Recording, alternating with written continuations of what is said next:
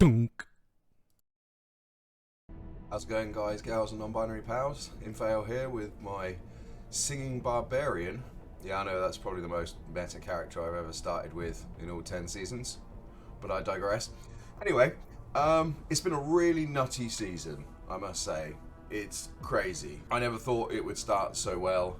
I don't think it ever has started so well. This character is super powerful. I managed to get a ton of gear. Even at the very start, in the really early days of the season. So yeah, let's jump into it, and I'll show you everything that this guy's got so far. So we'll start off with the weapon.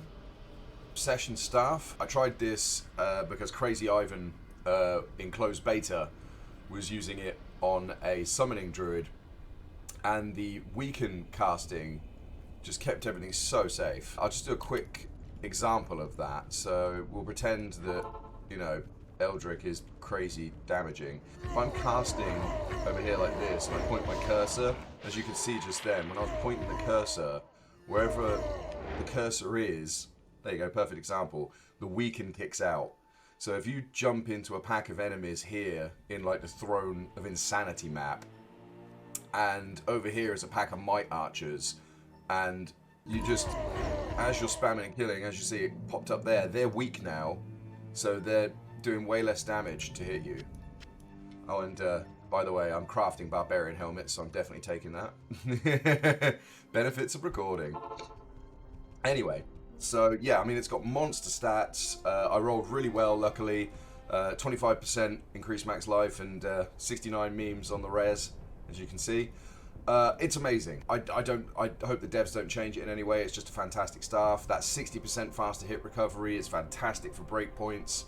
It's insane. So I found a Cham rune right about sort of day 4 or 5, I think, in a map. There's actually a clip of it out on YouTube somewhere. I was doing the Scovo Stronghold map, and the Death Corridor. As I entered that, I was killing some boss packs, and a Vex rune popped out, and we were like, oh, crazy, look at that, great, we got a good drop. And then like 10 seconds after that, then the Cham rune popped, and we were like, oh no. And I slammed, blind slammed actually, a Rising Sun amulet, and it was +2 to fire skills and -7 to enemy fire res. So it's a damn good roll, and I blind slammed it for +1 to all skills. Which was crazy good. So I sold that for a Cham rune. So then I cubed the 2 Chams, thanks to my financial advisor, MVP. He doesn't stream, but he's part of our community, or I'd stick you on his channel. So we made the Zod, we made that. Happy days. Great weapon. I suggest experimenting with it, everybody. It's a lot of fun. So yeah, next one is Harlequin's Crest Shaco. This video was all over the place, my apologies. I have to stick a little insert here. So what I've been doing is I've been frantically trying to craft helmets here, because as much as I love Shaco and I love the life, the mana, everything's great about it, I'm going for that grail for the helmet slot. I must have crafted so far about, I have no idea, but somewhere between a 50 and 100 barbarian helmets with this recipe. So it's Ith and Perfect Emerald, which is why, as you can see, I've got barely any Iths and Emeralds compared to everything else. So I can make a helmet that has 2 to Barbarian skills, 2 to Warcries, 3 to Warcry itself, life, etc. You know, life per kill, mana per kill, that kind of thing. Obviously, that's a unicorn. It's insanely hard to craft, but when I do, if it's in a high Barb helm strength, I've got these 2 charms here. So mana per kill, minus requirement strength charms, they're really nice. I was thinking about getting a Halbert's Rain, because it's got that funky black graphic, you know, with the slick back wings thing. But because I've got rid of the steel carapace back to Ivan, you know, I'm not wearing all black armor anymore. So there's no style points there anymore. So I'm thinking, because I'm looking like this, unless I get another steel carapace, of course, then I'll probably go for Halbert's Rain for style points. And speaking of style points, I always use Venom, because green's my favourite colour. And so I always use the Venom to make the Obsession staff coloured when I'm gaming, and it matches my Shaco at the moment. So you know, whatever, a goofy little touch, but I like doing it. It's all about style. So yeah, I'm either going to be going with Steel Carapace and Halibut's Rain, or if I finally craft a helmet, which we'll do right now, just for fun on the video, you know. This will be the one, everybody, yeah? Okay, so as you can see, no stats whatsoever. You do get the physical damage taken reduced as part of the, you know, the crafting recipe. So, you know, that's going to be really good. You know, that's why Halibut's Rain, you know, as well as its skills are good. But last night I managed to roll one that was 1 to Barb skills, 1 to Warcry, you know, and that's, I was like, no, it had so many mods for actual skills. It rolled 4. And I've not seen that in like many crafts, so I was quite happy. But as you can see, the search continues. This is very hard to do. Knowing my luck, I'll probably end up with some ugly ass jawbone cap that rolled really well. But I'll just have to live with that. I actually got a Shaco really early on. We got it on like day 2. I got it from Nightmare Bale. I just started running some solo Nightmare Bales. I had like 2 Spirit Swords, you know, like, you know, early doors gear. And then that popped out, and that just made my season, basically. As soon as I got the Shaco, that was it. I was away. You know, the skills, the life, the mana, everything, you know, the magic find, it was fantastic. Because before that, I was using a very funky helmet. I found a horned helmet with +3 to Warcry with 2 sockets quite early on. So yeah, we made a good old... I made a Nadir out of it at first until I was a good enough level to put lore in it. Because the mana per kill was just fantastic. I rolled max. Again, loads of lucky rolls this season, everybody. And speaking of lucky rolls, this was the very end of the stream last night. So, I got this Mara's from a map boss. Yeah, there's going to be a video coming out about it on YouTube as well. So, and then one of my channel members said, like, oh, it's going to be a Mara's. And I was like, dude, I already got a Mara's. Because I did actually already get a Mara's really early on. Again, I think the Mara's was day 2 as well. Or, no, day 3. So yeah, and I immediately slammed it. Nope, where is it? Yeah, there it is. So, yeah, I got this Mara's. And I immediately slammed it because, you know, chat would have crucified me if I didn't. And I got cold res 40. So again, that catapulted me, you know, to have 2 skills very early on. I was so lucky to get that. It was crazy. So I ran with that for ages. But yeah, like I said, I don't need the res. This character's ridiculously overstacked on res. So when I saw that, and I badly need sustain.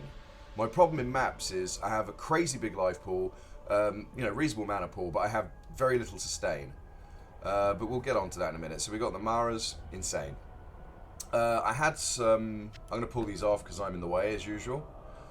So I had some boots for half freeze duration from very early on, and they were pretty good. They didn't have any faster run walk, which was kind of irritating. I was very slow for a long time. I actually had to have faster run walk charms in my inventory so I could keep up with my group. Because we went as a group from normal to, like I said, Nightmare, and sort of split off a little bit for Hell, but, you know, I did Hell with sort of half the group because everyone was doing their own thing. I digress. So yeah, these boots are great. I don't even really need the reses, but, you know, it's the half freeze duration, poison length reduction, and faster run walk. The reses were nice when I obviously did need them, of course. And these have been with me ever since. They're great boots. If I really wanted to meta my gear, like I said, if I just quickly go river. And as you can see, I've got 156 fire, 147 cold, lightning 219, poison 174. So I could quite easily take these boots off and sacrifice, you know, the lightning, fire, and poison for some cannot be frozen boots, you know, something like that. Anyway, so this ring is the counterpart to that other ring. This was given to me by Sebethli, one of my channel members, because I was in need. I had a half freeze duration ring, and basically it wasn't as good as this one. You know, this one's got the defense per missile, the mana, bit of all res, physical damage reduction, slam. I think I did the slam actually, which made it good, and then the half freeze duration. So yeah, I could improve on it, but I mean, these are the 2 gear slots I could improve on. But I'm not really bothered. to be honest. This character smashes. I'm not really bothered about it. So this Arachnids, I was rolling with a crafted caster belt that I made that crafted for 20 fast cast rates and resistances, life. It was a really, really good belt. And I used it from, again, very early on, from like late Nightmare, early Hell. But it was only recently that I got an Arachnids because, again, I sort of got a bit flush with cash. Just to digress again for a second, I got a crazy armor, which was 2 sockets, 18 physical damage taken reduced percent, huge life, like close to 100, maybe 100 life. I don't remember the stats very well. I've got a screenshot of it somewhere. It's a very nice armor. But I sold that for 3 high runes. And the 3 high runes given to me were split into like a couple of Vexes, a couple of Girls, a couple of Mals, an Ohm, that kind of thing, a Low. It was just split up into pieces. So I used those pieces to fund this character. And so this was a Gull rune. Again, didn't need the fast cast rate because you get insane cast rate from Obsession. I'm never going to hit the 200 breakpoint, but we'll go over breakpoints in a minute.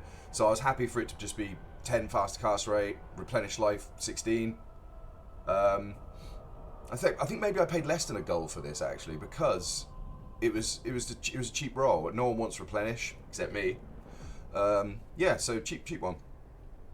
This ring I found myself and slammed it. I would have liked, obviously, when I was going for cast rate, but I'm kind of glad it didn't because I much prefer having the huge life pool. But yeah, so 17 strength to help me get my gear on. Vitality obviously is great. Mana because Barbarian, war crying, even with all the battle orders and things, it's quite mana hungry. Again, some decent sized reses on there, not that I really need them, and a bit of magic find. It's a decent ring. I was happy with it. Again, I'm not bothered about upgrading it. I can afford to drop cast rate, but we'll go over breakpoints in a minute. So again, if I find a skill ring, I'll probably pull that off, replace it with a skill ring, and then probably pull those boots off and replace them just with some cannot be frozen boots. Probably just rite of passage, to be honest. Just something, So I crafted these gloves pretty early on as well. Into Hell, I mean, like early into my Hell journey. I've been using them ever since because they fit the bill. Didn't need the cast rate, so I didn't care about it being 16. The huge strength really helps, again, getting my gear on. The mana per kill was, before the Maras, was my only mana per kill sustain. It made it difficult for me. But again, I could improve these, but I'm pretty happy with them. Charms next. So this Warcry's 33 life was given to me by Crembanan. I gave him some little bit of stuff for it, but I kind of still owe him, I reckon, because that's a good life pool. 32 to life. I think that one was given to me by Hyrule, and I swapped him for something else. Good. 26 life, or I paid market price for. I can't remember. Something like a Gull or a Vex or something, I don't remember. Same with that one. These were all very good market value. The trading everyone seems a bit chill this season. It's great. No one was trying to gouge me. So yeah, this one I probably paid a Mal or an Ist or something for. I don't know. This one was an I think, quite cheap. This one I think I found. I don't remember. And these 2 3 strength ones I traded with Fano. He gave me 2 3 to strength ones, and I gave him 2 and a couple of jungle maps because he likes jungle maps. All of my small charms are self-found, which is awesome. So I've got 3 20 lifers, 1 19 with fire res, another 19, another 19, another 19, another 19, an 18 lifer, and a 17 lifer with fire res 10. This fire was my lowest res at one point. In fact, it still is. I've run out of battle orders, as you can see, and I've still got crazy res. Wait a minute, that was the same res as before. Anyway, so the torch was very early on. I jumped into Arcane Sanctuary, and I killed the summoner, and he dropped me a Sir rune, and I was like, what the hell? So I immediately traded the Sir rune for this torch. I say immediately. I poked one of the guys on Nico Kiko's Discord about it, and he was trying to sell it for 2 high runes, and I said to him, yeah, no worries, dude, I appreciate this torch was worth 2 high runes, because it was really early on in the season. And then eventually, because there's such a good community there, he was like, oh, dude, I'll cut you in for 1.5. And I was like, thanks. So yeah, I've had this torch for quite some time. It's really, really good. This Annihilus, I'm embarrassed because I've completely forgotten what I paid for it. I think I paid 1.25. I don't remember, but I got it day 3, day 4, day 5, somewhere around there. The torch I had from like day 2, day 3 or something stupid. Like I got that really early on. 5617 Barb torch, which really helped, and then a 4317 Annihilus. So yeah, my inventory's stacked. There's not much room for improvement. Again, if I can get like 20 lives with mana on them, that will really improve there. I mean, I'm happy with the huge life pool, like I said. So yeah, moving on to my mercenary. So, you know, most people would probably say, Dean, what's with the, you know, mercenary? He's a bit of a weird choice. And I'm like, well, it's because obviously we've got Weaken pumping out there that I needed the Curse Mastery from an Act 4 Dark Mercenary. And obviously the main reason I chose him is because I wanted Curse from really early on. So in normal, you know, difficulty, I took the Mercenary for Curse. And I've never looked back. He's been fantastic. He helps me polish off things at range with the Bone Spear. He absolutely destroys, even with the gear he's got. He's got, you know, probably you could argue suboptimal gear, but he destroys. So we'll start off with his weapon. So this was kindly donated to me by Crazy Ivan, which is massive resistances you get from it, the massive increased maximum life, which is really important for Act 4 mercenaries because they're very squishy. So I managed to roll 25%, well, Ivan did, sorry. He needed a faster hit recovery breakpoint, and he needed cold res. Those were the two things he was lacking, and I had a 7 fast hit recovery jewel with 30 cold res on it. Like, a really good jewel. And I was like, I don't see myself using it anywhere just now, and if my mercenary needs it, so be it. So I slammed that into his staff with a Lazuk hammer. The slow movement on casting is really useful because, you know, if and when it kicks off, because it's only 10% these days, it got nerfed because of Dami using it all the time. Shout out to Dami. Go visit his YouTube channel. He's an awesome dude. But yeah, it got nerfed into the ground, this stuff. It was very powerful. But when it does kick off, the slow movement's really useful because they're walking really slowly into my Warcry radius, which means I get to hit them a few more times with it. Even though they get put into hit recovery, you know, they go down hard. It's, you know, it's crazy good. So it's very useful, and it helps keep the mercenary alive. And I would have used it with the mana per kill slam if I hadn't, you know, got some decent gear early on, because I forgot to mention, with all the wealth that I had got, I had 2 Heart of the Oaks for the longest time. I say longest, season's not been that long, but I went from 2 Spirit Swords to 2 Heart of the Oaks, like, pretty quickly. I traded stuff, I found some Vexes, I got really lucky. So I had a 27 all res and a 25 all res for the longest time. I keep saying that, it's wrong. Until I got Obsession. So yeah, I was pretty stonks, pretty powerful. And just to backtrack, I'm sorry I'm all over the place here. One thing I was experimenting with was a stone armor with the golem. He's pretty good at distracting, but I also find he kind of brings in enemies that I don't want. Like, he moves them around the screen in a way I don't really want them to. Like, I will leap into enemies, and then he'll drag him away somewhere because he's off tanking and he's a bit of a pain. Like, the defense, though, I'll show this quickly. The defense is lovely, it really is. Like, my choices were, so I've got 10k and an enslaved will hit me for 22%, like it says, but I do that damage, right? I know I'm skipping ahead a little bit here. But if I put that on, I lose 200 damage, but I gain, like, a really, you know, decent defense percentage like that, because stone is just so big and heavy. And I go from, yeah, 4331 or 4664. And I'm trying to get to 5k life because I want, you know, to meme on that. And I was also using, for the longest time, I was using a 3-socketed steel carapace +2.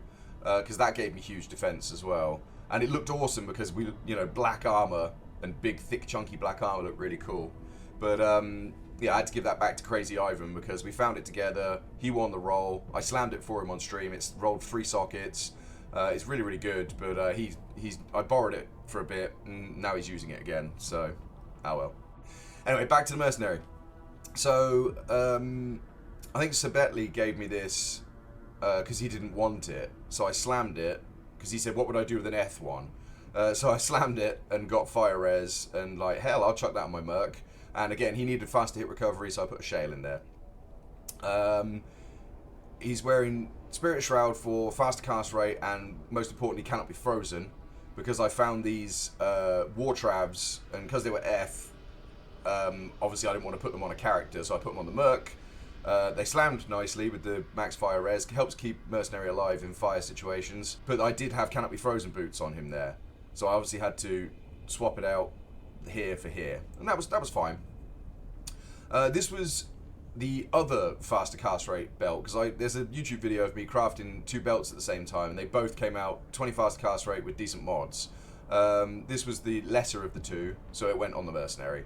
So just a cast rate belt to help his breakpoints. And again, these gloves have been there probably since the dawn of time. I haven't found a need to upgrade them. The Mercenary does fine without, bells and whistles, should we say. I mean, I could improve them easily, but again, it's just for breakpoints. So speaking of breakpoints, we'll start with the Mercenaries. So he's on 125 cast rate, so he can get out plentiful high damage bone spears, as well as hopefully some slow movement. He's at the faster hit recovery breakpoint of 42, like I said, because of the jewel in the staff, and then some shales tactically placed. So yeah, he does great. Amp comes out pretty quick, slow movement not so much, but again, I don't really rely on it. So yeah, and he's pumping out bone spears for damage. My breakpoints, so I'm at the 105 fast cast rate. To hit 200 I think is a bit mental, and I'm totally fine with 105. The only time it sucks a little bit is when a map slams for minus cast and attack speed, and I go back down to 63. That feels as slow as molasses. I hate that. So I've got a hit recovery of 102, which is insane, and it's because of Arcane's having 40, Obsession having 60. That's why I love this staff. 60 faster hit recovery in one place is great. And then I get 2 from my skills, which we'll go over in a minute. Standard skill layout. So we've got flat 12 damage reduction, 8%. So we get flat 12 from Arcane's Valor. We get 5% from Harlequin's Crest, and we get 3 from that ring that I slammed. So we don't have a lot of physical damage reduction, but we have such a huge life pool, it's like... And sadly, no magic stuff. I would like some magic stuff, because that hits hard and it hurts. So sort of the Unraveler monsters that throw the black magic stars, they hurt a lot. But again, huge life pool, it just absorbs everything. It's insane. In maps, people see my life pool go down to half, and they're like, dude, you're gonna die, heal. And I'm like, yeah, but dude, half my life pool's still like more than yours. Not that it's a competition, I just mean like, I'm not dying, I'm fine. It's crazy. It's a bit harrowing when you're trying to, do bosses and things. But it's all good. So if we just quickly jump back to River of Flame.